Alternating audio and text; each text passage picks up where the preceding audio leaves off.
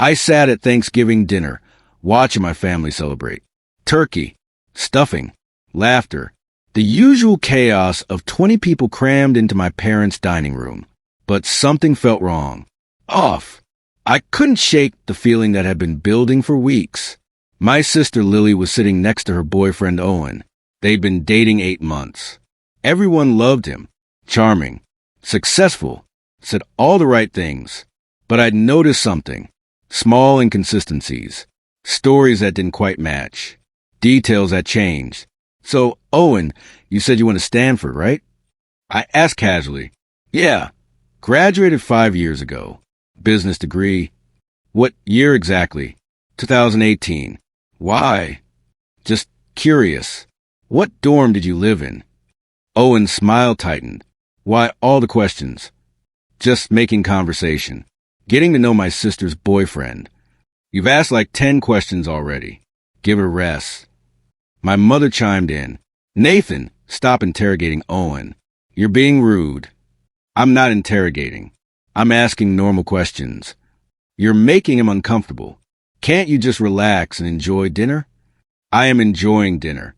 Just trying to learn about the guy dating my sister. Lily glared at me. What's your problem? Why are you acting like this? I don't have a problem. I'm just curious about Owen's background. Curious? You're being invasive, asking weird questions, making everything awkward. What's weird about asking where someone went to college? Owen put his hand on Lily's. It's fine, babe. Nathan's just being protective. I get it. If I had a sister, I'd probably do the same. Smooth, deflecting, making me look like the paranoid brother. I'm not being paranoid. I'm being thorough. My father jumped in. Thorough about what? Owen's been nothing but respectful, kind to your sister. What more do you want? I want answers that make sense. Consistent answers. Consistent? What are you talking about? Last month, Owen said he graduated in 2017. Today he said 2018. Which is it?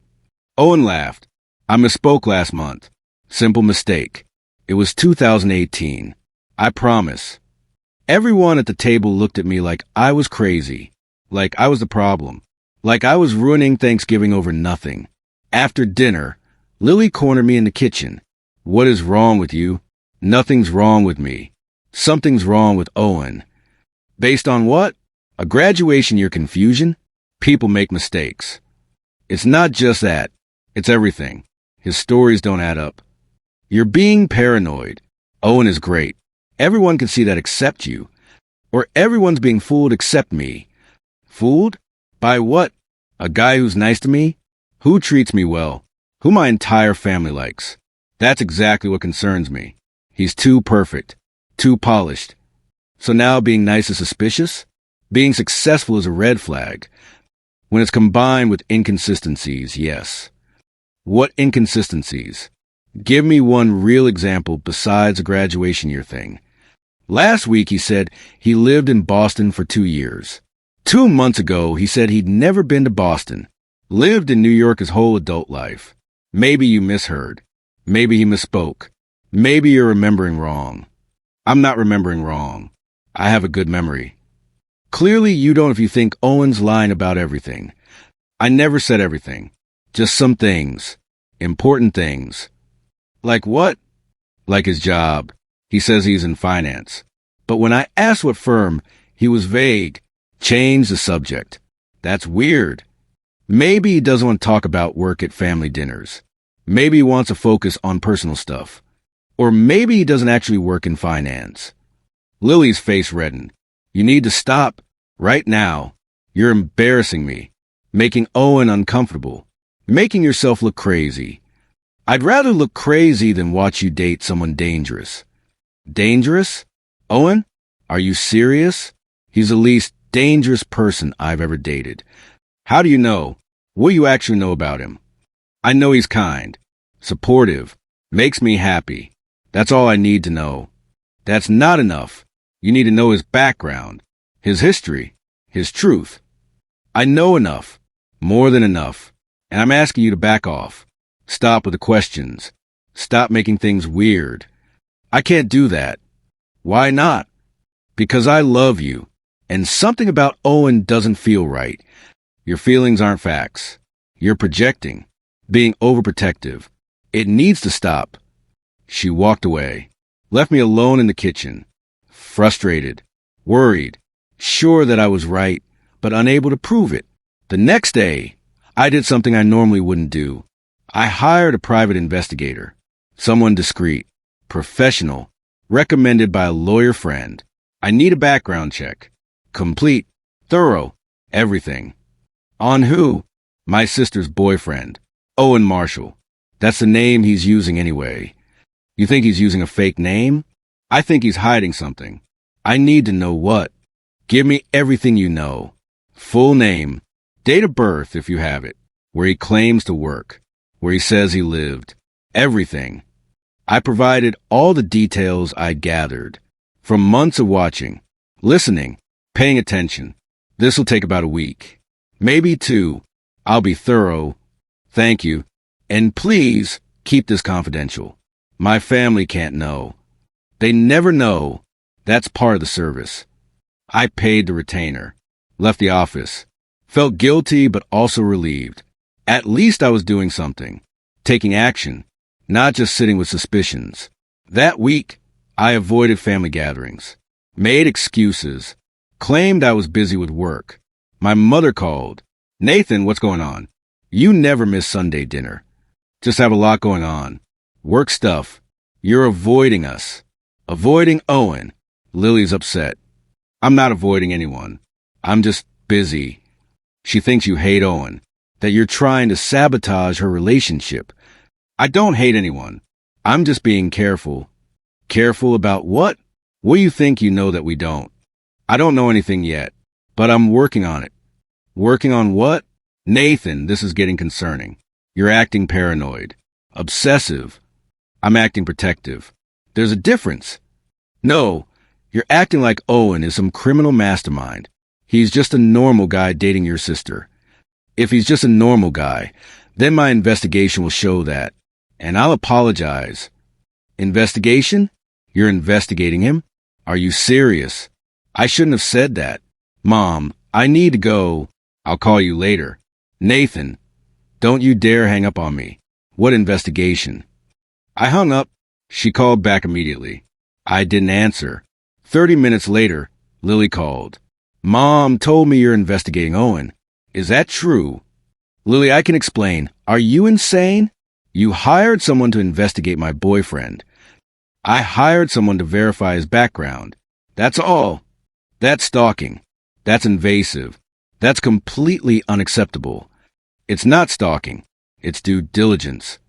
Due diligence? He's not a business investment. He's my boyfriend.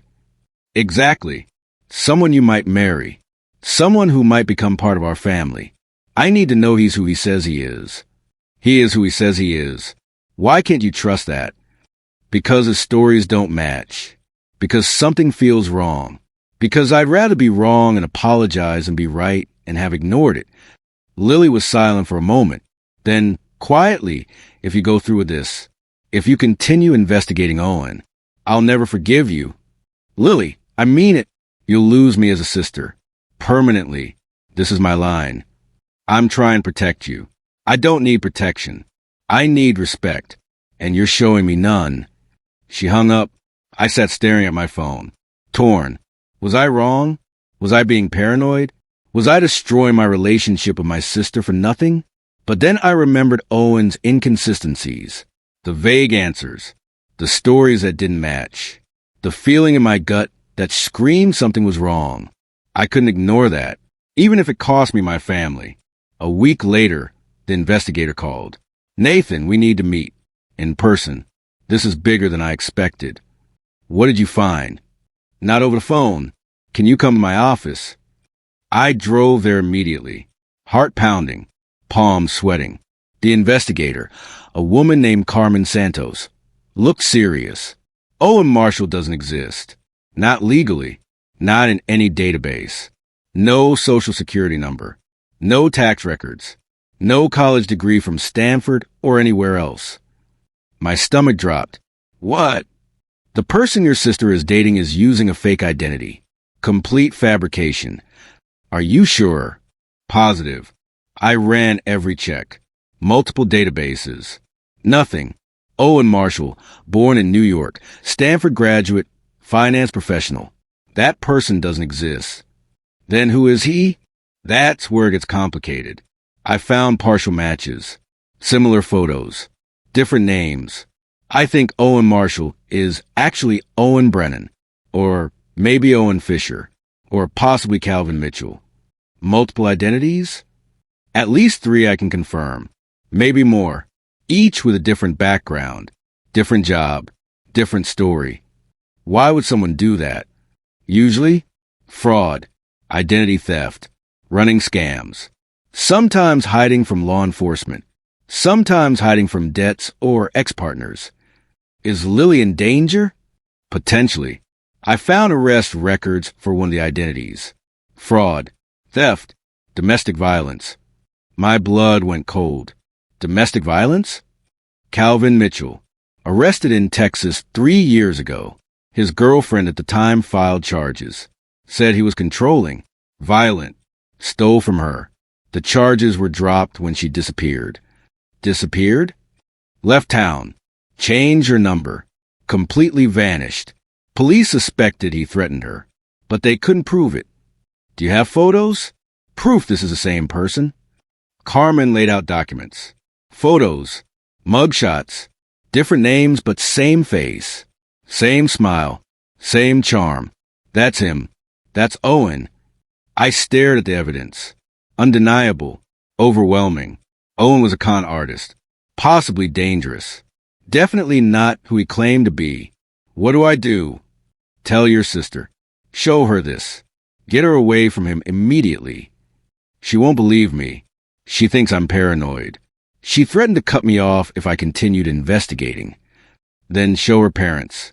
Show someone who'll listen. This man is dangerous. My parents think I'm crazy too. They all love Owen. Think he's perfect. Because that's what con artists do. They're charming, likable. They gain trust before they strike. Strike how? What's he after? Money, probably. Your sister's money. Your family's money. Maybe identity theft. Maybe something worse. Worse. The domestic violence history concerns me. If your sister discovers who he really is, if she tries to leave, he might hurt her. I need to tell her. Today. Show her everything. Be careful. These situations can escalate quickly. Have a plan. Make sure she's safe when you confront this. I drove to Lily's apartment. She lived alone. Owen didn't live with her yet. Thank God. I knocked. She opened the door. Saw me. Started to close it. Lily, please. 5 minutes. That's all I ask. I have nothing to say to you. I have something to show you. Evidence. Proof. Just look at it. Evidence of what? Your paranoia? Evidence that Owen isn't who he says he is. Get off my doorstep. I'm serious. Lily, he's using a fake name. He doesn't exist. Not legally. Not the way he's described himself. She paused. What are you talking about? Owen Marshall isn't real. The person you're dating is using a false identity. That's insane. Why would he do that? Because he's a con artist. Possibly a criminal. Someone hiding from something. You've officially lost your mind. Look at the evidence. Please, just look. She hesitated, then opened the door wider. Fine, you have 5 minutes. Then you leave and never bother me about Owen again. I entered, spread the documents on her coffee table. Photos, records, arrest reports, different names, same face. Lily picked up the papers, started reading.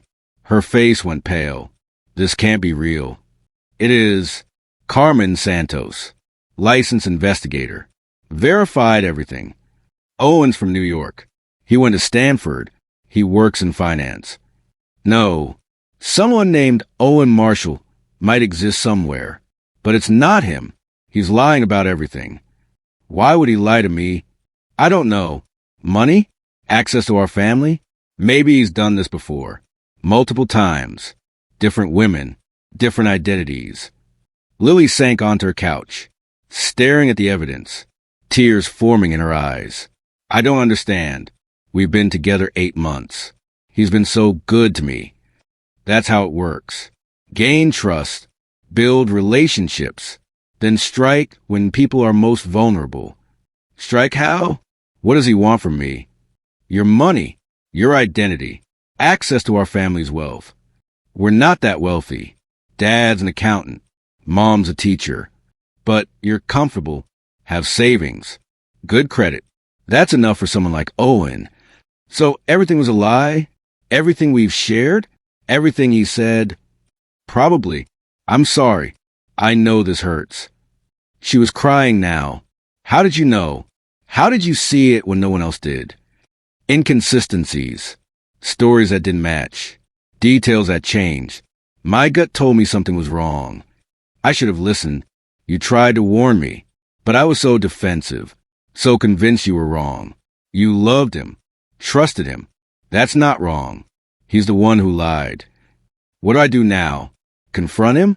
Break up? Call the police? All of that, but carefully.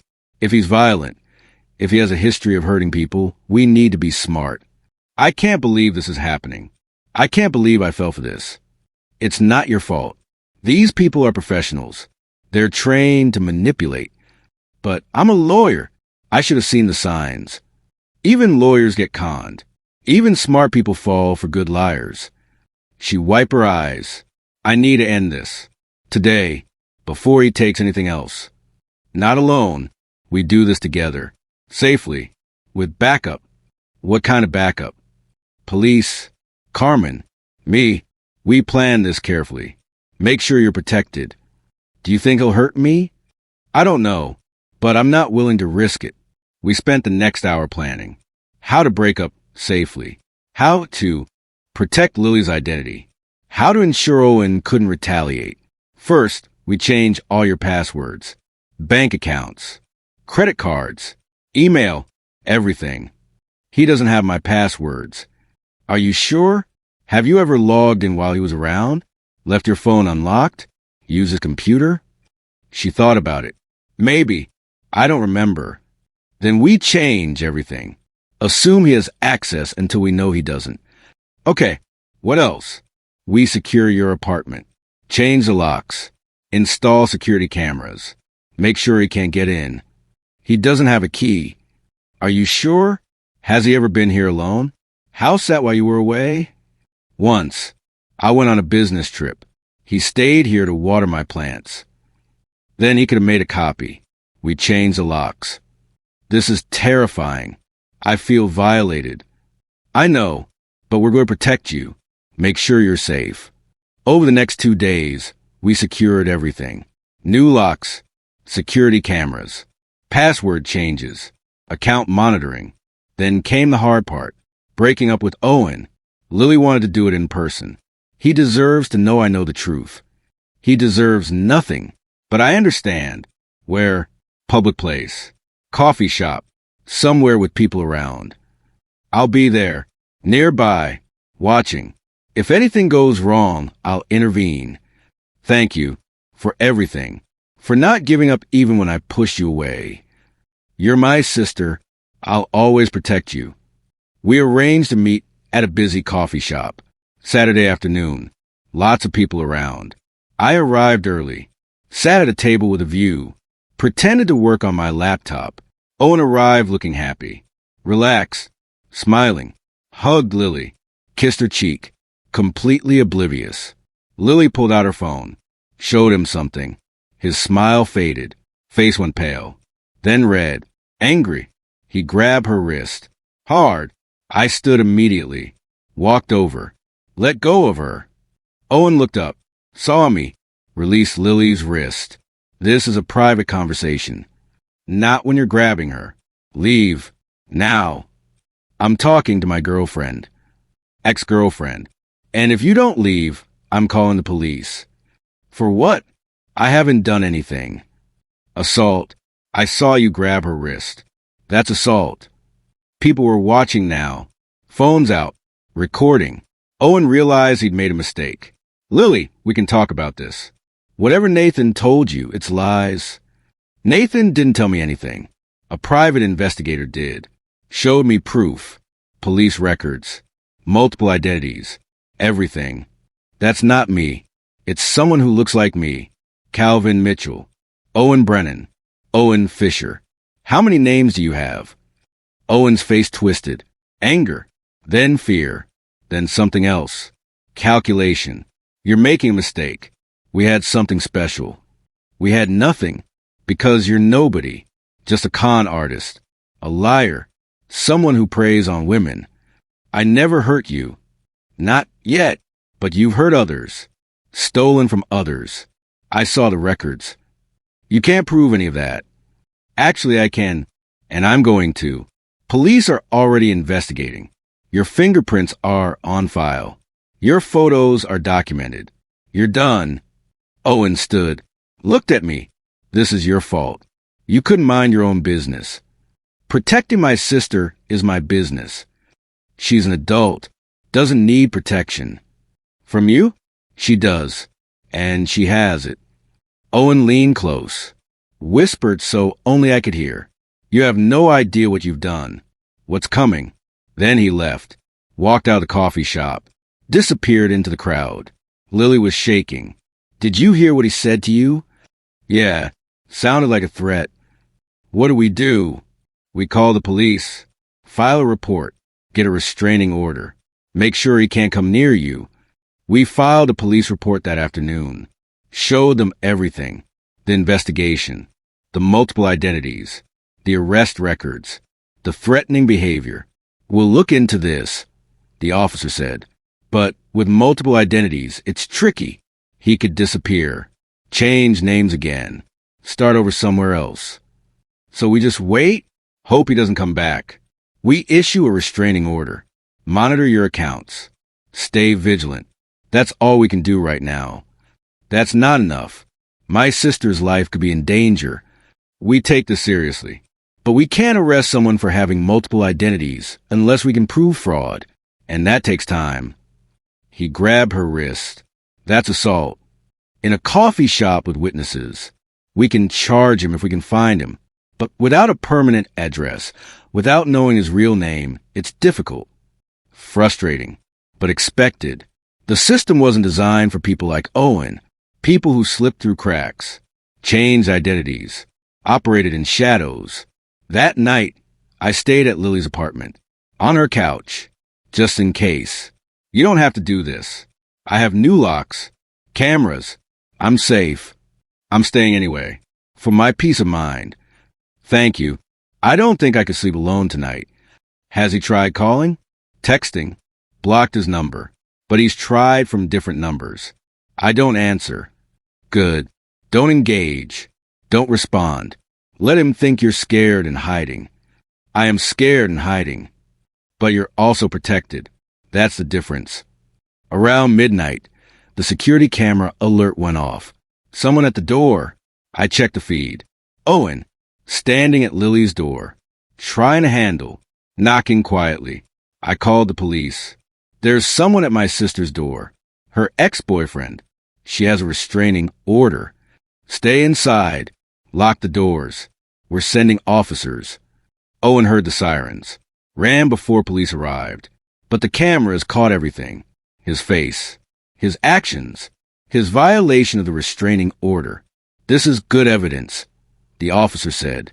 We can charge him now. Issue a warrant. If he's caught, he'll face consequences. If he's caught, you mean he might not be? People like this are good at hiding. But we'll do our best. Over the next week, Owen disappeared. No sightings. No attempts to contact Lily. Nothing. Maybe he's gone. Lily said hopefully. Maybe he realized he couldn't win and left. Maybe, or maybe he's planning something.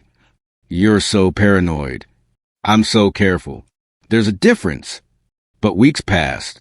Then months. No sign of Owen. Life slowly returned to normal. Lily started dating again. Carefully. Asking questions. Verifying backgrounds. I've become you, she joked. Suspicious of everyone. Investigating dates. Better suspicious than sorry. True, but it's exhausting, not trusting anyone. You'll learn to balance it, to trust but verify. Is that what you do? Always, with everything, everyone.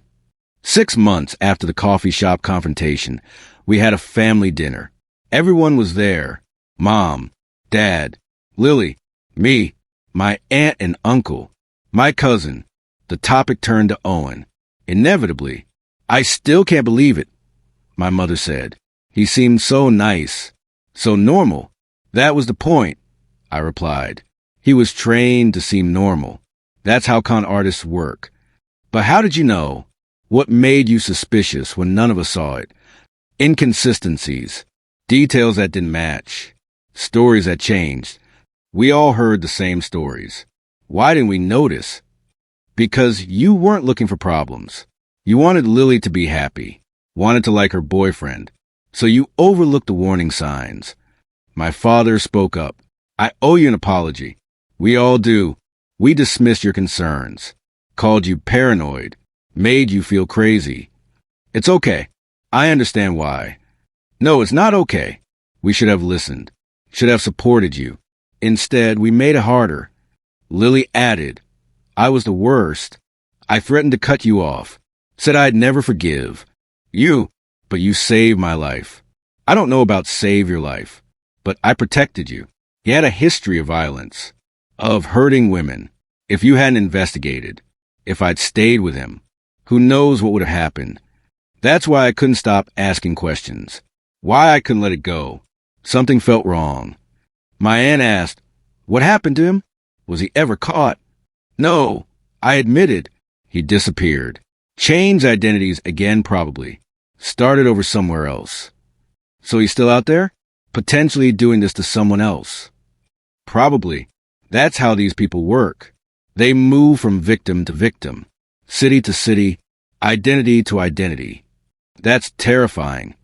It is, but at least Lily's safe. That's what matters. My mother looked at me. You have a gift for seeing what others don't, for asking the right questions.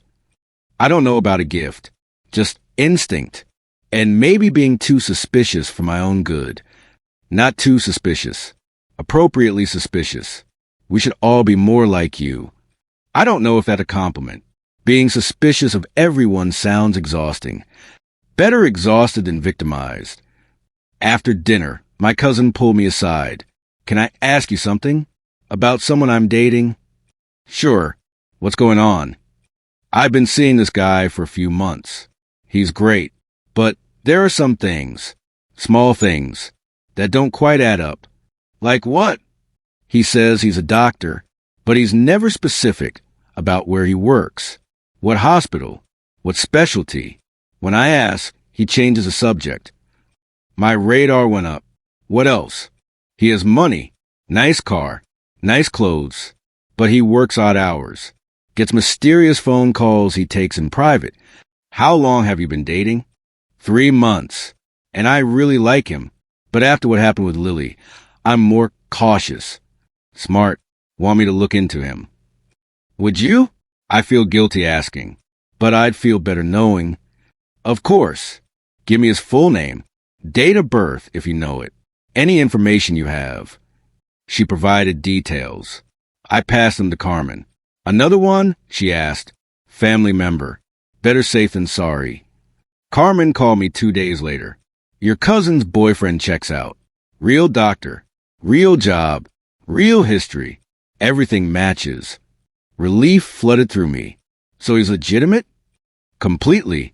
His vague answers about work are probably just privacy, HIPAA concerns, doctor-patient confidentiality. That stuff makes him careful about discussing work. And the mysterious phone calls, on-call schedules, emergency room shifts, totally normal for doctors. So I worried for nothing? You worried appropriately. And now you have peace of mind. That's worth something. I told my cousin. She was relieved. Thank God. I really like him. Was so worried I was falling for another con artist. He's real. You're safe. Enjoy the relationship. Thank you for checking. For caring enough to verify. That's what family does.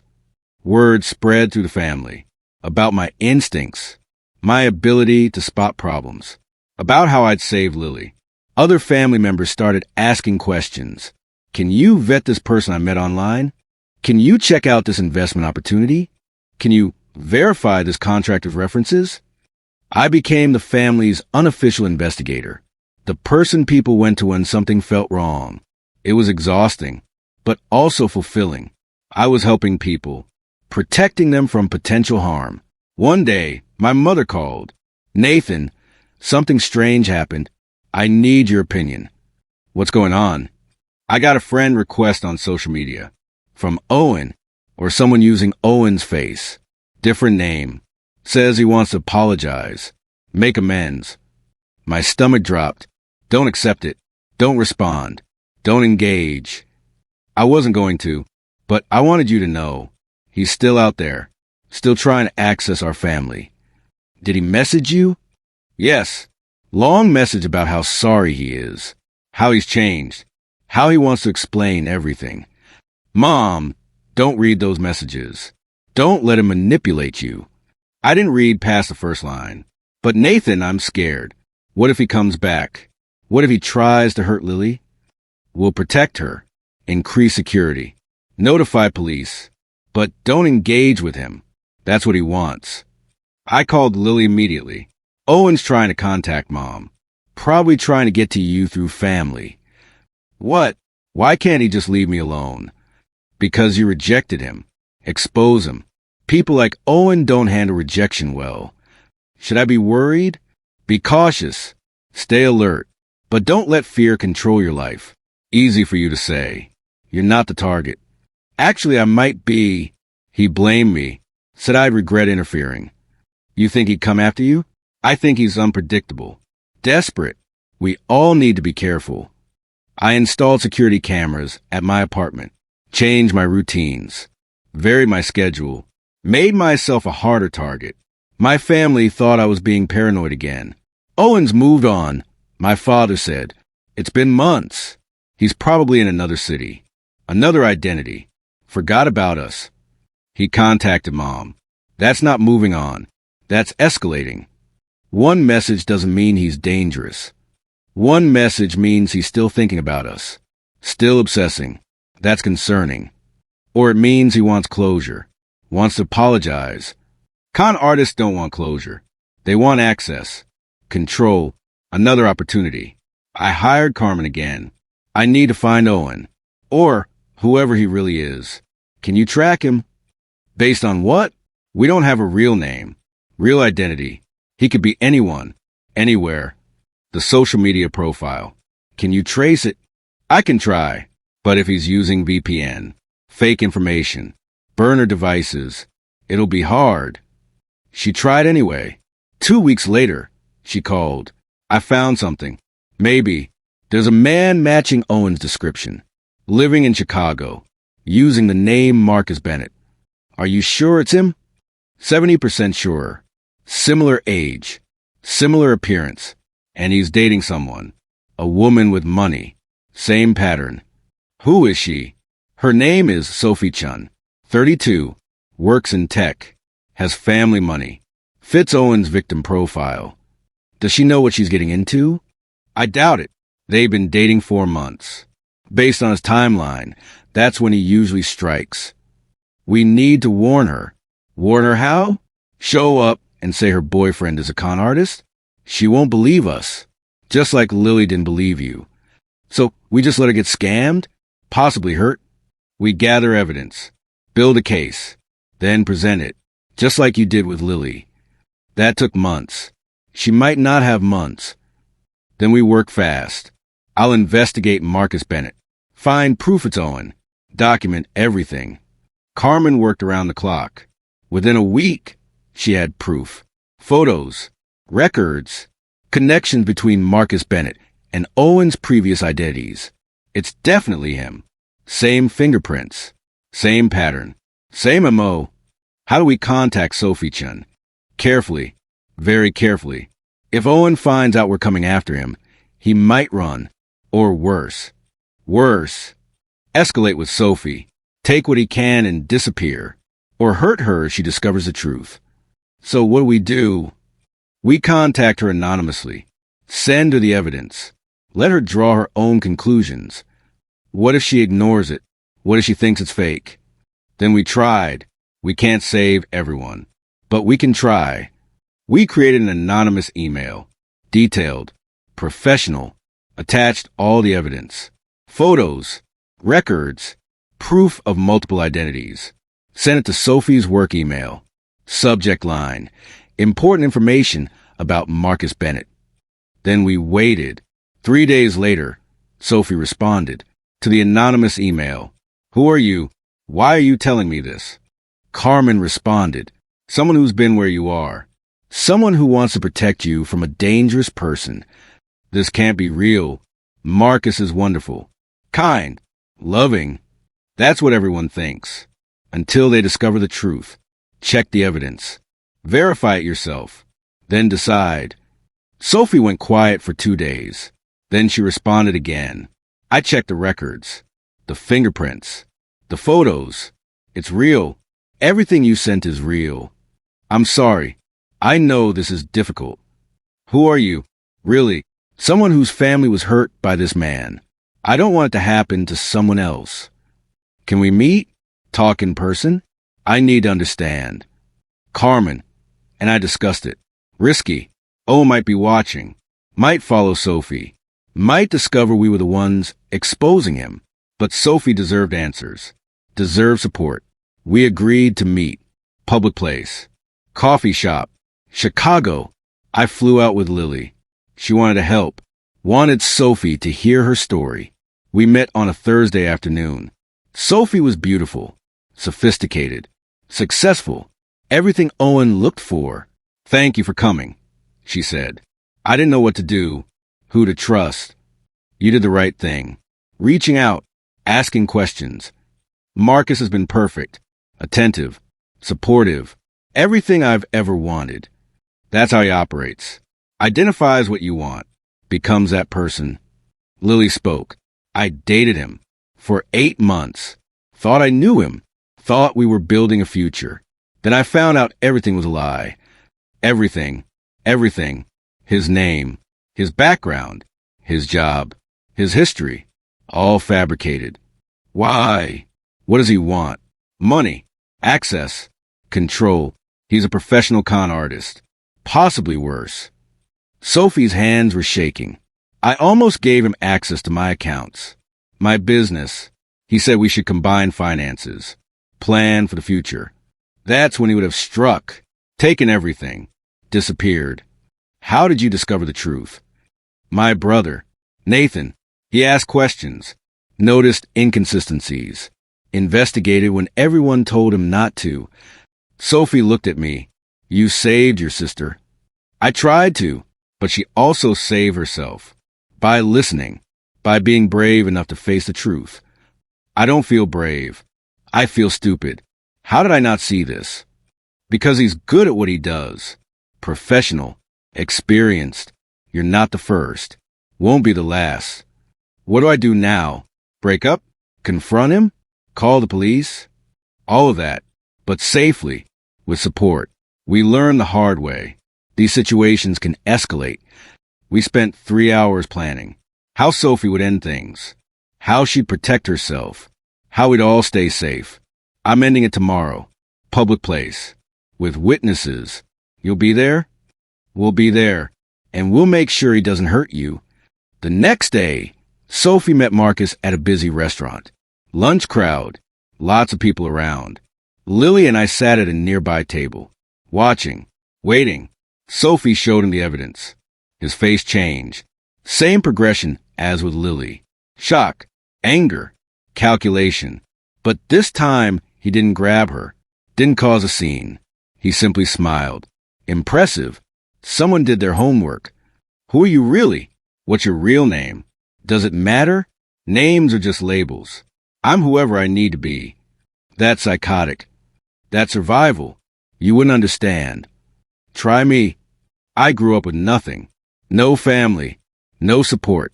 No opportunities. So I created opportunities. Became whoever people needed. Gave them what they wanted. You mean you lied, stole, hurt people? I provided companionship, attention, love. What I took was payment for services rendered. That's not how relationships work, isn't it? Everyone takes something. I'm just honest about it. You're not honest about anything. That's the whole problem. Marcus stood, straightened his jacket. Good luck, Sophie. You'll need it. Dating's hard when you're this paranoid. He walked toward the exit, then stopped, turned, looked directly at me.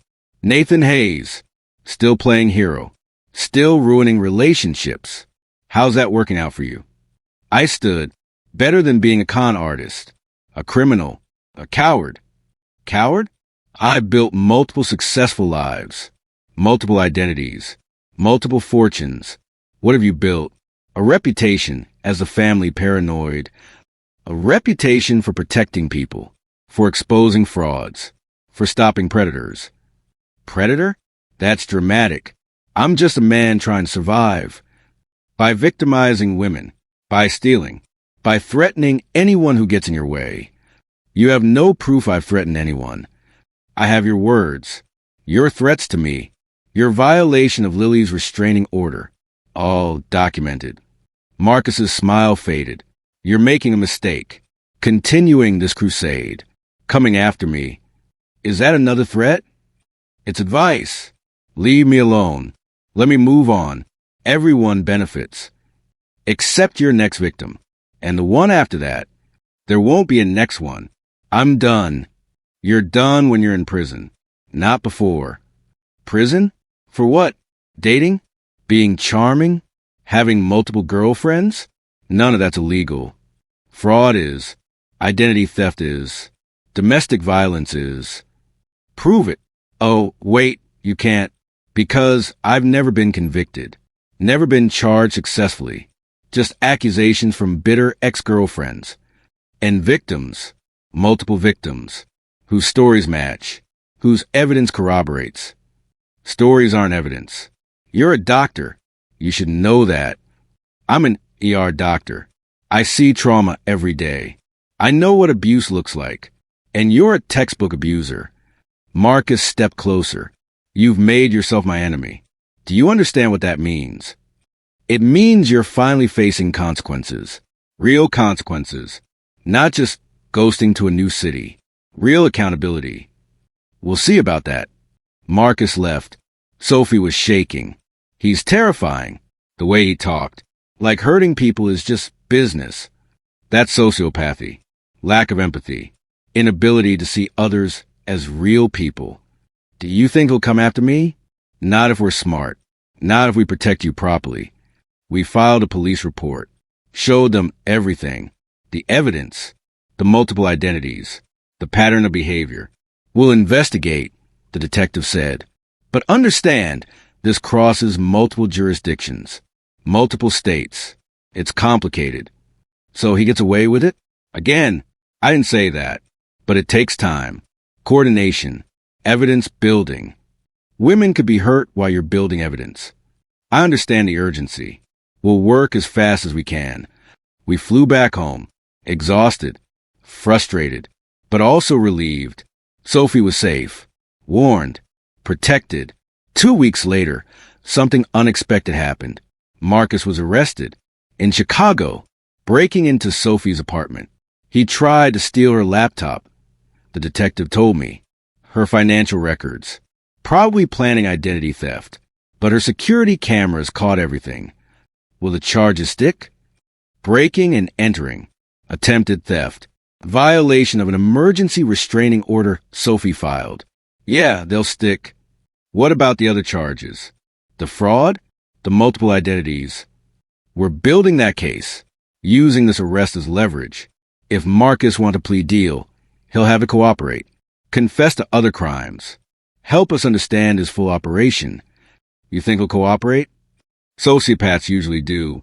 When facing real prison time, self-preservation kicks in. Marcus did cooperate. In exchange for a reduced sentence, he confessed to everything. 7 different identities over 10 years. 12 victims across 6 states. Over $300,000 stolen. multiple cases of fraud, identity theft, and domestic violence. The full scope is staggering, the detective said. This guy was a professional, operated like a business, had spreadsheets tracking victims, notes on their vulnerabilities, strategy for each relationship. That's deeply disturbing. It is, but because of your investigation, your persistence, your willingness to ask questions when everyone told you not to, we caught him, stopped him, saved future victims. How long will he be in prison? 15 years, minimum, with all the charges across multiple states. Could be longer. Good. That's 15 years of women being safe from him. The news spread through my family, through Sophie's circles, through the victims Marcus had hurt. People thanked me, called me a hero, said I'd save lives. But I didn't feel like a hero. I felt relieved, exhausted, grateful it was over. One evening, Lily came over. I wanted to thank you, officially, for not giving up, for asking questions even when I hated you for it. You don't need to thank me. You're my sister. Protecting you isn't optional. But you risked our relationship, risked the family's approval, risked everything because you knew something was wrong. Because I loved you. Love doesn't ignore danger. Love confronts it. I'm sorry I didn't listen sooner. Sorry I made it so hard. You weren't making it hard. You were being human, trusting someone you loved. That's not weakness. 6 months after Marcus's arrest, I received a letter from prison, from him. Nathan, you won. Congratulations. You exposed me, destroyed my operation, put me in prison. I hope you're proud. I almost threw it away, but curiosity made me continue reading. But I want you to know something. You didn't save anyone.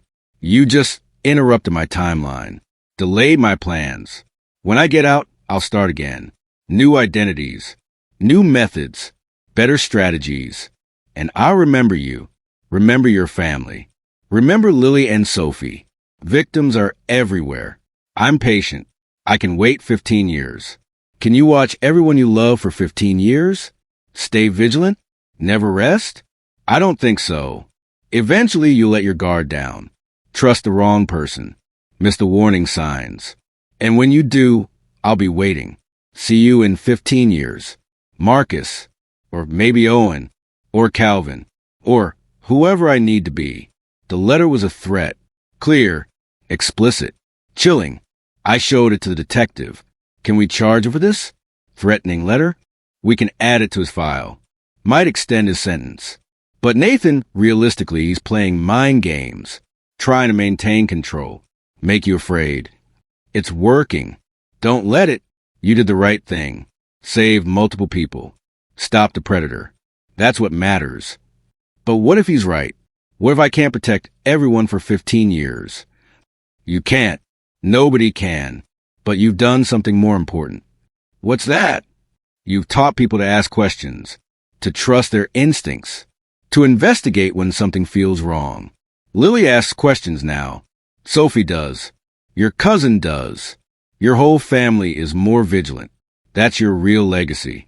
Not catching one con artist. Teaching people how to spot them. I thought about that. About how the family had changed. How everyone was more careful. More suspicious. More willing to investigate. You're right. Marcus was one person. But the impact of stopping him goes beyond just him. Exactly. And if he tries again in 15 years, he'll face a much smarter public. People who learn from his case, who know what to look for. I hope you're right. I am. Trust me. I filed the letter. Didn't dwell on it. Didn't let it control me. Life continued. Lily met someone new. A teacher. Kind. Patient. With a fully verified background that I checked thoroughly. She laughed about it. Still paranoid? Still careful. There's a difference. When do I get to stop being investigated? When do you trust my judgment? When you've been dating longer than 8 months. Then I'll relax. Maybe. Fair enough. Sophie moved back to her hometown. Started fresh. Founded a nonprofit helping fraud victims. I want other people to avoid what I went through. To know the warning signs. To understand how these scams work. She invited me to speak at her first event about recognizing con artists, about trusting instincts, about asking questions. People need to hear your story, she said. Need to know that being suspicious isn't paranoid. It's protective. The event was powerful. Over 200 people attended. Fraud victims, concerned family members, law enforcement, mental health professionals. I told them everything. About Owen, about the inconsistencies, about how everyone mocked me for asking questions, until they learned why. After the speech, people approached me, shared their stories. My sister's dating someone suspicious. Can you help me investigate? My son's business partner seems too good to be true. What should I look for? My mother's new boyfriend is asking for money. Is that a red flag? I helped everyone I could, provided guidance, connected people with investigators, taught them what to look for. It became a second career. Unofficial, unpaid, but deeply fulfilling. My mother called one evening. Nathan, I'm so proud of you, of what you've become. What have I become? A protector, a teacher, someone who uses your gifts to help others. I just ask questions. That's all. You ask the right questions, at the right time, in the right way. That's a gift. Or paranoia that occasionally works out. It's not paranoia when you're right, and you've been right too many times for it to be coincidence. I don't know about that. I just trust my instincts. That's the gift. Most people ignore their instincts, rationalize away concerns, trust when they shouldn't. You don't do that. Sometimes I wonder if it's worth it, being suspicious of everyone, never fully trusting. You trust the right people. You trusted yourself when everyone told you not to. That takes courage. Or stubbornness. Both. Sometimes they're the same thing. A year after Marcus's arrest, I was featured in a documentary about con artists, about how families spot them, about the importance of asking questions. The filmmaker interviewed me, Lily, Sophie, and several other victims. Why do you think you saw what others didn't? The interviewer asked. I don't know. Maybe I'm just naturally suspicious. Maybe I've seen too much trauma as a doctor. Maybe I just love my sister enough to look past the charm. But your whole family loved her. They didn't see it. They wanted her to be happy, wanted to like her boyfriend, so they overlooked warning signs, rationalized concerns, chose hope over caution. And you chose caution over hope? I chose protection over politeness. Sometimes being polite means enabling danger. I'd rather be rude and right than polite and wrong. That's a powerful message. It's a necessary message. Too many people stay silent, don't want to cause drama, don't want to be the paranoid one. Meanwhile, victims suffer. What would you say to people watching this? People who have concerns about someone in their life. Ask questions. Trust your instincts. Investigate when something feels wrong. Don't let anyone mock you for being careful. Don't let anyone shame you for being suspicious. Your discomfort might be your intuition screaming that something's wrong. The documentary aired on a major streaming platform. Millions of views. Thousands of comments. This saved my life. I was ignoring red flags. Not anymore. My brother tried to warn me about my fiancé. I didn't listen. Should have. Thank you for teaching people it's okay to be suspicious. It's okay to ask questions. The response was overwhelming. My email filled with requests. People asking for help, wanting investigations, needing guidance. I couldn't help everyone, but I tried. Started a website, a resource for people concerned about relationships, warning signs, red flags, how to investigate safely. The site gained traction. Thousands of visitors monthly. People sharing stories, supporting each other, learning together. Lily helped moderate. This is amazing. Look at this community you've built. We built. You're part of this too. I'm just a cautionary tale. You're the one teaching people. Your story saves people, shows them what can happen, what to watch for. I guess, still feels weird being the poster child for relationship fraud. Better than being an unknown victim. At least your experience helps others. Sophie contributed too, posted resources, shared legal information, connected people with investigators. Together, we created something meaningful, something that outlasted Marcus's crimes, something that protected people every day. 2 years after the arrest, I received another letter, not from Marcus this time, from the parole board. Mr. Hayes, we're writing to inform you that Marcus Bennett, also known as Owen Marshall, Calvin Mitchell, and Owen Fisher, has petitioned for early release. He's cited good behavior, participation in rehabilitation programs, remorse for his actions. As a victim's family member, you have the right to submit a statement, to attend a hearing, to voice your concerns. Please let us know if you wish to participate. Parole Board of Illinois. I called Lily immediately. Marcus is trying to get out early. What? He's only served 2 years. He was sentenced to 15. Good behavior, apparently. He's playing the system again. Can we stop it? We can try. Attend the hearing. Submit statements. Show them who he really is. What if they don't listen? What if he gets out? Then we prepare. Protect everyone. Make sure he can't hurt anyone else. We coordinated with Sophie, with Marcus's other victims. Everyone who wanted to attend the hearing.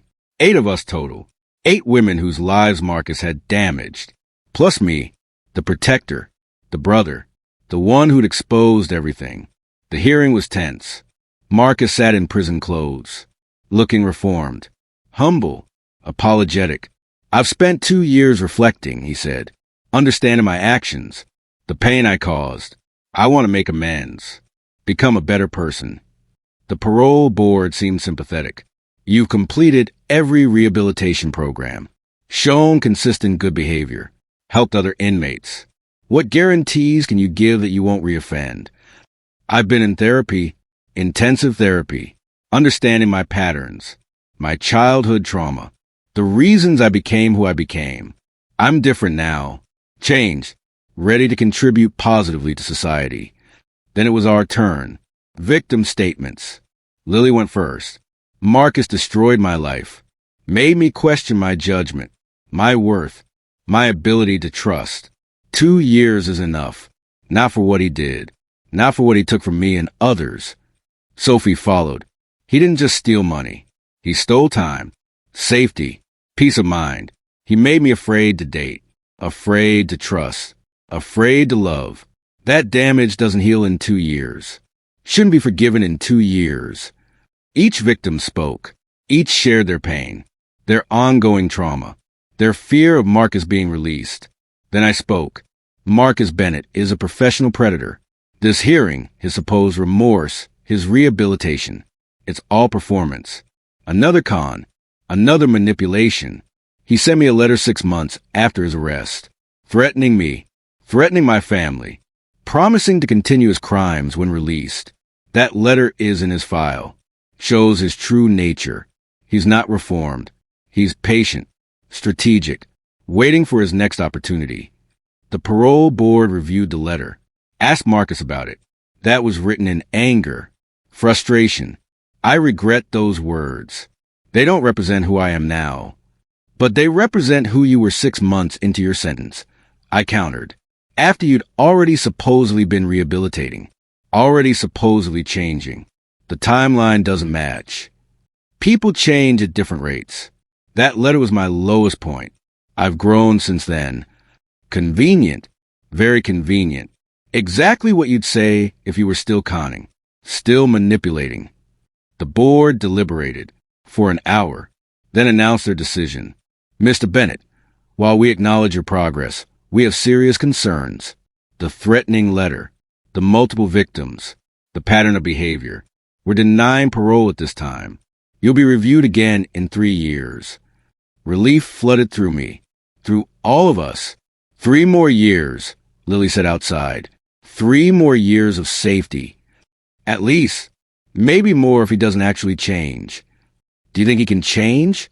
Is that possible? I don't know. Some people do. But sociopaths? People with his level of manipulation? It's rare. So in 3 years we do this again? Probably. And again after that. Until he served his full sentence or proven he's actually different. That's exhausting. That's justice. Imperfect, ongoing, but justice. We celebrated that night. Small gathering. The victims. Me. Our families. People who'd supported the fight. To Nathan, Sophie toasted. For asking questions when everyone told him not to. For trusting his instincts. For protecting people who didn't know they needed protection. To all of us, I corrected. For surviving. For speaking up. For not letting Marcus win. We drank. Shared stories. Processed a hearing. Found comfort in community. These women had become friends. United by trauma, but also by strength. By refusal to be victims. By determination to warn others. 3 years passed. I continued my work. The website, the speaking engagements, the investigations. Helped dozens of people avoid similar situations. Marcus's next parole hearing approached. Same process. Same statements. But this time, something was different. Marcus had stopped pretending. Stopped performing. Admitted he'd lied at the first hearing. I wasn't reformed. I was playing a role. Saying what I thought the board wanted to hear. But I've had 5 years now. 5 years to really think. Really change. And I have changed. Not for parole. Not for release. Just for me. The board was skeptical. Why should we believe you now? You shouldn't. I'm a proven liar. A manipulator. Someone who spent his life deceiving people. But I'm asking for a chance. Not to prove I'm safe. Just to prove I'm different. Different how? I've started helping other inmates. Teaching them to recognize their own patterns. Their own manipulations. I've become a peer counselor. Not for credit. Not for early release. Just because it's the right thing to do. The board reviewed his file. His recent activities. Letters from other inmates he'd helped. From prison counselors who'd worked with him. This is more convincing, they admitted. But given your history, we need more time. More proof. Parole denied. Review in 2 more years. I understand. Thank you for considering. As we left the hearing, Marcus caught my eye. Mouthed something. Thank you. Not sarcastic. Not threatening. Genuinely. I didn't respond. Didn't acknowledge. Just left. Did he just thank you? Lily asked. I think so. For what? Keeping him in prison? For not giving up. For holding him accountable. Maybe for forcing him to actually change. You think he has changed? I don't know. But he's different. That much I can see. Different doesn't mean safe. No. But it's something. 2 years later, Marcus's next hearing. 7 years served. 8 to go on his original sentence. This time, he had more evidence. More changed behavior. More genuine remorse. I understand if you never release me, he told the board. I've earned every year of the sentence. Multiple times over. But I want you to know I'm using this time productively. Not plotting. Not planning. Just growing. Changing. Becoming someone I can live with. The board asked victims to speak. Lily declined. I've said everything I need to say. I'm tired of giving him space in my life. Sophie declined too. Same. I've moved on. He's not worth my energy anymore. But I spoke. Marcus has changed. I can see it. Whether that change is permanent. Whether it's enough. I don't know. But he's not the same person who threatened me 7 years ago. Are you supporting his release? No. I'm acknowledging growth. Those are different things. He should serve his full sentence. Pay his debt completely. But when he's released, he'll be different than when he went in. That matters. The board voted. Unanimously denied parole. Serve your full sentence. Prove your change is lasting. Then we'll consider. Marcus accepted it calmly. No anger. No threats. Just acceptance. After the hearing, he asked to speak to me. Through glass. Supervised. I hesitated. Then agreed. We sat across from each other. Phones connecting us. I wanted to apologize, Marcus said. Really apologize. Not perform. Not manipulate. Just say I'm sorry. For what specifically? For hurting Lily. For threatening you. For all the pain I caused your family. And the other victims? Them too. All of them. I can't undo what I did. Can't give back what I took. But I am sorry. Why tell me this? Because you're the reason I'm changing. You exposed me, held me accountable, forced me to face what I'd become. Without you, I'd still be out there, still hurting people. So I should feel good about that. You should know your persistence mattered. Your questions, your investigation, your refusal to let it go. You saved people, not just from me, from others like me. That matters. I didn't do it for you. I did it for Lily. I know, but the impact goes beyond her, beyond me. You've changed how people think about relationships, about trust, about asking questions. That's powerful. Why are you telling me this? Because in 8 years, I'll be released. I want you to know I won't be a threat, won't be someone you need to monitor, won't be someone who hurts the people you love.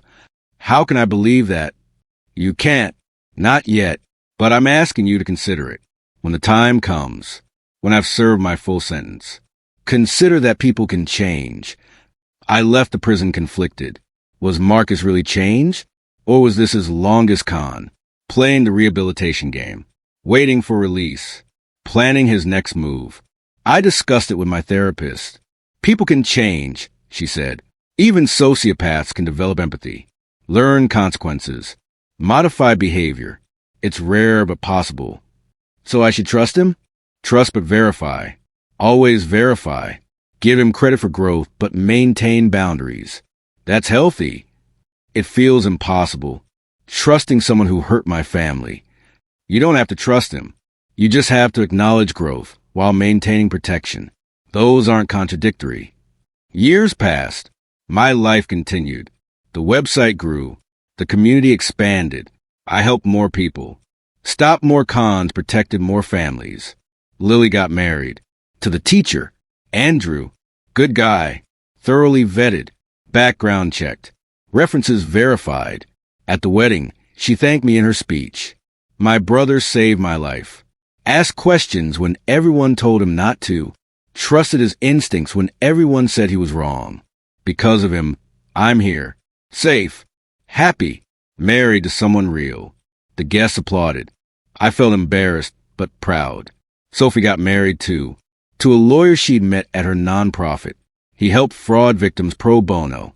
Perfect match. You should come to our wedding, she told me. You're part of my survival story. Part of my healing. I'd be honored. At her wedding, she also thanked me publicly. Nathan Hayes asked questions. Saved my life. Taught me to trust my instincts. Without him, I wouldn't be here. Wouldn't have this community. Wouldn't have this love. More applause.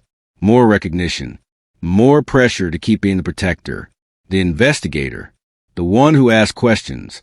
It was exhausting, but necessary. Because people needed someone willing to be suspicious. Someone willing to investigate. Someone willing to protect. 8 years after Marcus's initial arrest, he was released. Served his full 15-year sentence, including time served. Parole with conditions. Therapy. Check-ins. Restrictions. I received notification, as did all the victims. Marcus Bennett has been released. He's required to stay in Illinois. Cannot contact victims. Must maintain employment and therapy. Any violations result in immediate reincarceration. I told my family. Prepared them. Reminded them of safety protocols. He's different, I said, but we still need to be careful. Do you really think he's changed? Lily asked. I think he's learned. Whether that's the same as changing, I don't know. So we just wait, hope he doesn't hurt someone else.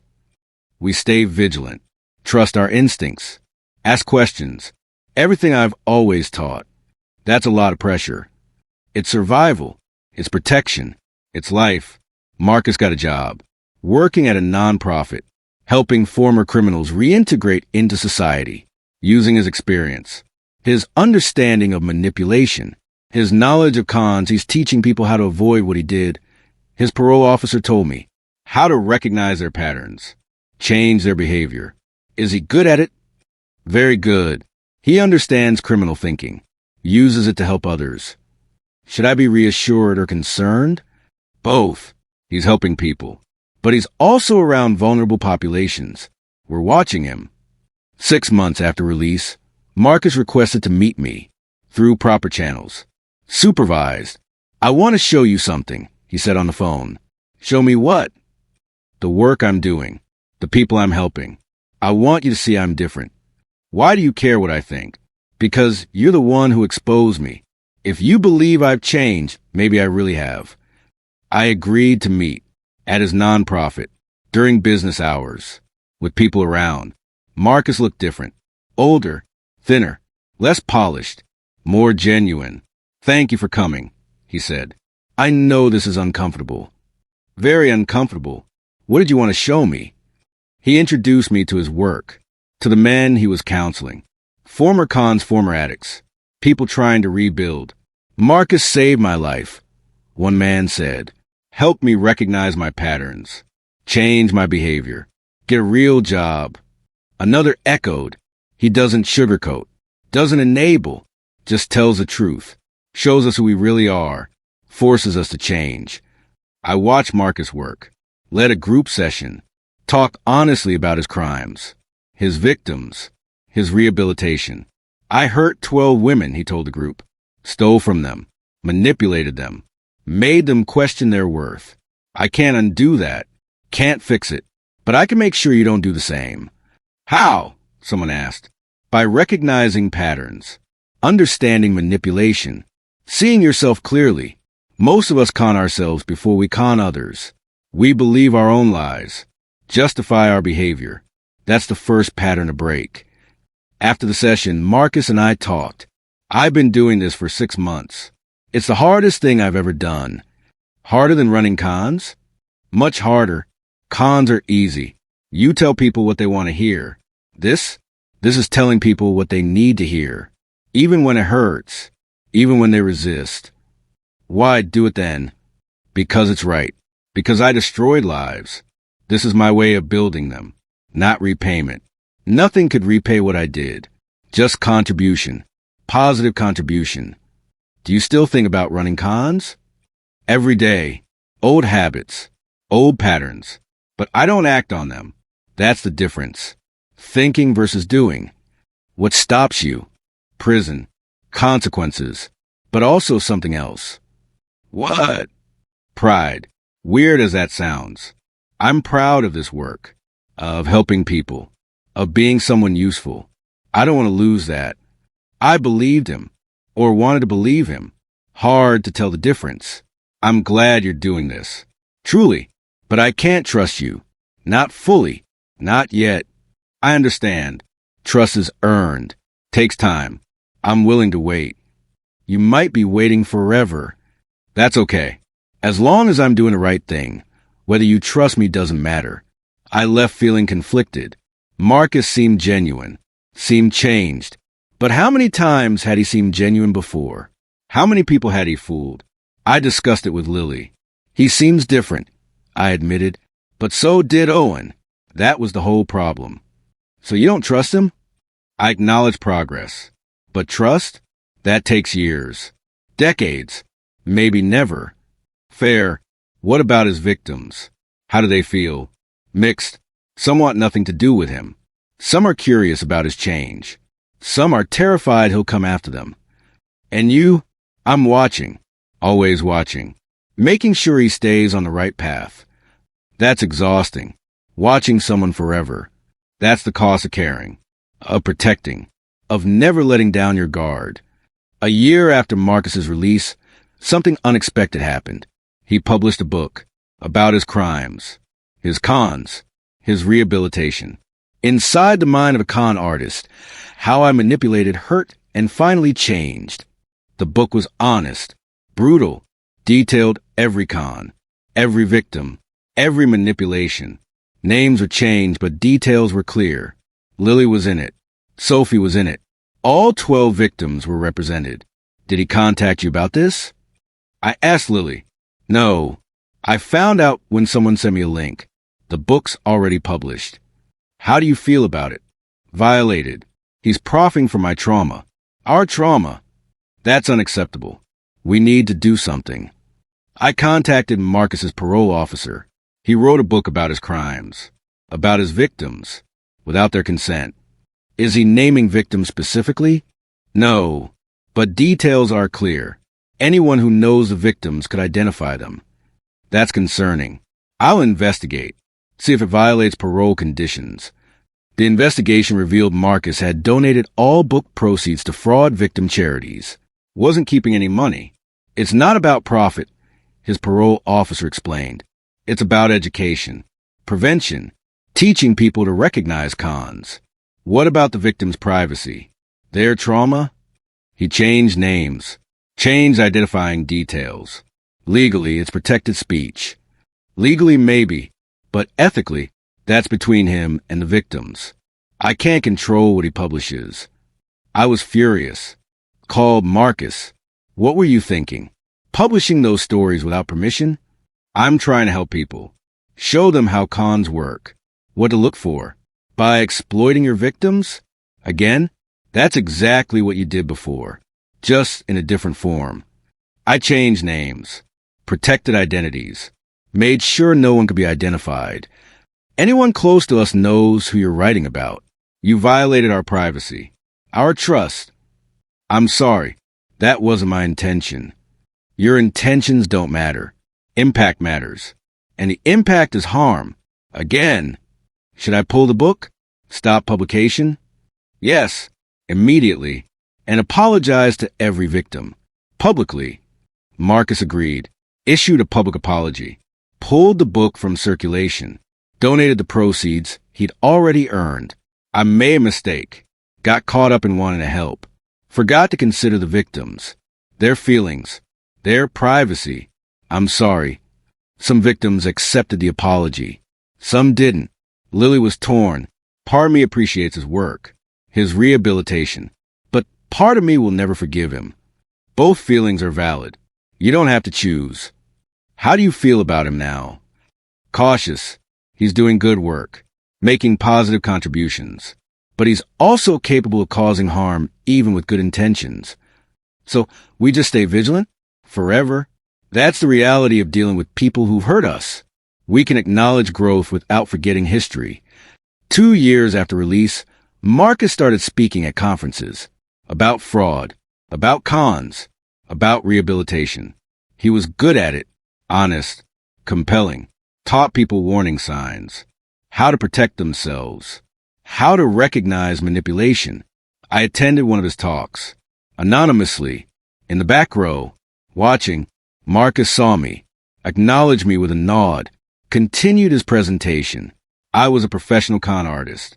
I hurt people, stole from them, destroyed their trust.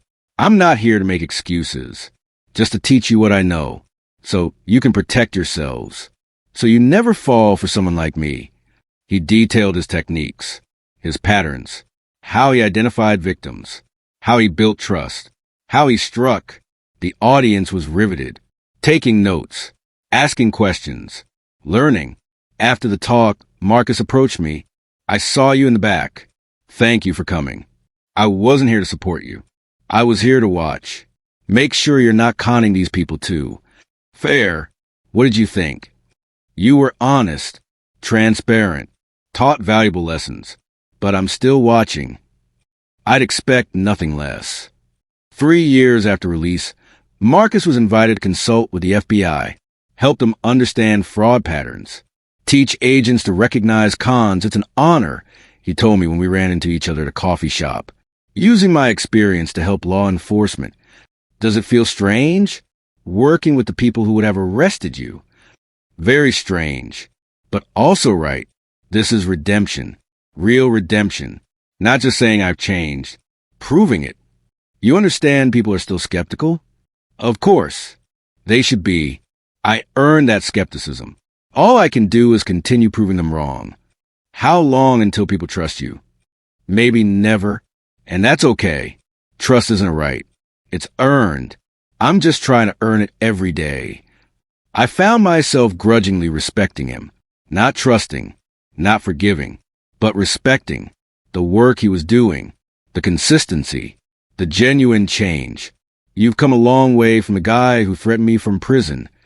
That guy was desperate, angry, still believing he was a victim. I'm not that person anymore. Good, because that person deserved every year in prison. Agreed, and probably more. We talked for an hour. About his work. About my work. About how our paths had diverged and intersected. You know what's interesting? Marcus said, we're doing similar work now. Teaching people to recognize manipulation. Protecting potential victims. Just from different sides. There's a massive difference. I do it without having victimized people first. True, my credentials come from terrible experience. Yours come from protective instincts. But the outcome is similar. People are safer because of both of us. I couldn't argue with that logic, as uncomfortable as it made me. Just keep doing the work. Stay consistent. Prove the change is real. I will, for however long it takes. 5 years after release, Marcus married to a woman who knew his full history, worked at the same nonprofit, understood his past. She knows everything. Marcus told me when I ran into him at a victim support conference. Every crime, every victim, every lie, and she loves me anyway. How? Because she sees who I am now, not who I was. She works with former criminals, understands rehabilitation, believes in second chances. Does it bother her? Knowing what you did. Every day, we talk about it, process it, make sure I'm staying accountable. She's my reality check. That's healthy. Probably the only way this works. It is, I can't hide from my past. Can't pretend it didn't happen. Just have to integrate it, learn from it, use it. I met his wife, Hannah, later that day. She was a psychologist, specialized in criminal rehabilitation. I know this seems strange, she said. Marrying someone with Marcus's history. But I've watched him for 3 years. His consistency, his genuine remorse, his commitment to change. You're not worried he's conning you? I'd be lying if I said the thought never crosses my mind. But I've seen authentic change, measured it, documented it. He's different. People can be very good at pretending. They can, but pretending takes energy, requires constant performance. Marcus's change is effortless now, natural. That's how I know it's real. I hope you're right, for your sake. Me too, but I've taken precautions. Separate finances, boundaries, exit strategies. I'm not naive. Good. Stay vigilant. Always. 7 years after release, I received an invitation to speak at Marcus's nonprofit about recognizing cons, about asking questions, about trusting instincts. You want me to speak at your organization? I want people to hear both sides. The con artist who changed, the brother who exposed him. Together, we tell a complete story. I don't know if I'm comfortable with that. I understand, but think about the impact. People seeing us together, understanding that accountability and rehabilitation can coexist. That's powerful. I discussed it with Lily. Should I do this? Speak with Marcus? That's your decision, but it might help people. Show them that healing is complex, that you can acknowledge change without forgetting harm. You're okay with it? I'm at peace with Marcus existing, working, contributing. I'm not friends with him. Probably never will be, but I can coexist. You should do what feels right. I agreed to speak. The event was packed. Fraud victims, law enforcement, social workers, people interested in rehabilitation. Marcus spoke first. I spent 10 years as a con artist, hurt 12 women, stole hundreds of thousands of dollars. I was arrested, served 15 years. During that time, I was exposed by Nathan Hayes, the brother of one of my victims.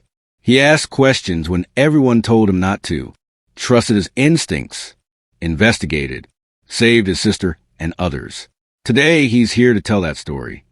I took the stage, told everything, the Thanksgiving dinner, the inconsistencies, the investigation, the threats, the arrest. I'm not a hero. I'm just someone who loved his sister enough to ask uncomfortable questions, to risk being wrong, to face mockery and doubt. Because protecting people matters more than being liked. The audience responded powerfully. Questions flooded in. How did you know to investigate? What made you persist when everyone doubted you? What advice do you have for people with similar concerns? I answered honestly. Trust your instincts. If something feels wrong, it probably is. Don't let anyone shame you for asking questions. Don't let politeness override protection. Be willing to be wrong, but be more willing to be right when it matters. After the event, Marcus and I stood together, taking photos, answering questions, showing that former adversaries could work toward common goals. This feels surreal, I admitted, standing here with you, after everything. It is, but it's also important. Shows people that change is possible, that accountability and growth can coexist. Do you think we'll ever be friends? Probably not. And that's okay. We don't need to be friends. We just need to respect each other's work. Contribute to the same mission. That's enough. Agreed. That's enough. 8 years after release, Marcus was awarded a humanitarian award for his work helping former criminals, for his contributions to fraud prevention, for his genuine rehabilitation. This doesn't erase what I did, he said in his acceptance speech. Doesn't give back what I took. Doesn't heal the trauma I caused. But it shows that people can change, can contribute positively, can build something meaningful from terrible beginnings. Lily attended the ceremony. From the audience, I wanted to see this, she explained. See the man who hurt me being celebrated. See if it bothers me. Does it? Not as much as I expected. He's not the same person. I can see that. Doesn't mean I forgive him. Just means I acknowledge growth. That's healthy. Mature. I learn from the best. You taught me to see people clearly. Not who I want them to be. Who they actually are. You always had that ability. You just needed to trust it. Thanks to you. Thanks to you asking questions. Trusting your instincts. Saving my life. 10 years after Marcus's release, 15 years after his arrest, we sat down for a recorded conversation. For the website. For the community. To show people the long journey of accountability and healing. Nathan, you exposed me. Ruined my cons, got me arrested. How do you feel about that now? Proud. I protected my sister. Stopped a predator. Saved future victims. I'd do it again without hesitation. Even knowing I've changed, contributed positively. Your change came because of consequences. Because of accountability. If I hadn't exposed you, you'd still be out there. Still hurting people. Your change doesn't make my actions less necessary. It proves they were essential. Fair point. What would you say to people watching this? People with concerns about someone in their life? Ask questions. Trust your instincts. Investigate when something feels wrong. Don't let anyone mock you. Don't let anyone shame you. Your discomfort might save lives. And to people like me? People who cause harm and want change. Prove it, not with words, with years of consistent action. Accept that trust is earned slowly. That some people will never forgive you. That's the cost of your choices. Own it. Work anyway. Contribute anyway. Change anyway. The conversation was powerful. Downloaded thousands of times. Shared widely. Comments flooded in. This is what accountability looks like. This is what rehabilitation should be. This is why asking questions matters. 15 years after the initial Thanksgiving dinner, 23 years after Marcus started his cons, the full impact became clear. Because of my questions, because of my investigation, because of my refusal to stay silent, 12 women were saved from ongoing victimization. Hundreds of thousands of dollars were recovered or prevented from being stolen. A professional con artist was stopped, rehabilitated, and transformed into someone helping others. A community was built around fraud prevention and victim support. Thousands of people learned to ask questions and trust their instincts. My family learned that suspicion isn't paranoia when it's based on evidence. That asking questions isn't rude when it protects people. That being mocked is acceptable when you're right about something important. At a family dinner, 20 years after that first Thanksgiving, my mother raised her glass to Nathan, who asked questions when we mocked him, who trusted his instincts when we doubted him, who saved Lily when we said he was overreacting. We were wrong. He was right, and we're grateful. Everyone raised their glasses. Lily, my father, my aunt and uncle, my cousin, everyone who doubted me, who'd call me paranoid, who'd told me to stop asking questions. I wasn't trying to be right. I said, I was trying to protect people I love. That's all. That's everything, Lily corrected. That's what real love looks like. Not blind trust, not polite silence, but asking hard questions, having difficult conversations, protecting people even when they don't want protection. Especially when they don't want protection, I added, because that's when they need it most. The dinner was peaceful, happy, full of people who'd learned hard lessons, who'd grown, who'd changed. Marcus wasn't there, would never be there. Some boundaries remained permanent, but his impact was felt in how carefully we vetted new people, in how quickly we asked questions, in how willingly we investigated concerns. The family had learned, finally learned, that asking questions wasn't paranoia, that trusting instincts wasn't overreacting, that investigating wasn't being invasive. It was being protective. It was being smart. It was being loving. Years later, I received a final letter from Marcus, not from prison this time, from his home, where he lived with Hannah and their adopted daughter. Nathan, 20 years since you exposed me, 15 since I was released, 10 since we started working together. I wanted you to know something. My daughter asks questions about everything, where things come from, how things work, why people do what they do. It drives Hannah crazy sometimes. But I love it, because I know that girl will never be conned, will never be manipulated, will never fall for someone like me. She asks too many questions, trusts her instincts too much, thinks too critically, and that's because of you, because of the world you helped create, where asking questions is encouraged, where suspicion is healthy, where trust is earned. Thank you for that. Thank you for stopping me. Thank you for holding me accountable. Thank you for showing people that love means protection, not blind trust. You changed my life. But more importantly, you change how people think about relationships, about trust, about asking questions. That legacy is bigger than stopping one con artist. It's teaching people to stop all of them. With gratitude and respect, Marcus. I read the letter to my family, to Lily, to Sophie, to everyone who'd been part of the journey. He's right, Lily said. You did change how people think. Look at our family. Look at how we approach relationships now. Look at how many people we've helped through the website, through speaking, through teaching. I just asked questions. That's all. You did more than that. You persisted. When everyone mocked you, when everyone told you to stop, when everyone said you were paranoid, you kept asking, kept investigating, kept protecting. That's courage. Or stubbornness. Both. Sometimes are the same thing. I thought about the journey. From that first Thanksgiving dinner to now. From being mocked for asking questions to being celebrated for it. From being called paranoid to being called protective. The shift hadn't been easy. Had cost relationships.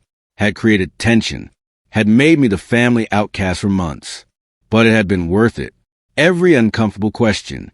Every awkward investigation. Every moment of doubt. Worth it because Lily was safe. Because Sophie was safe.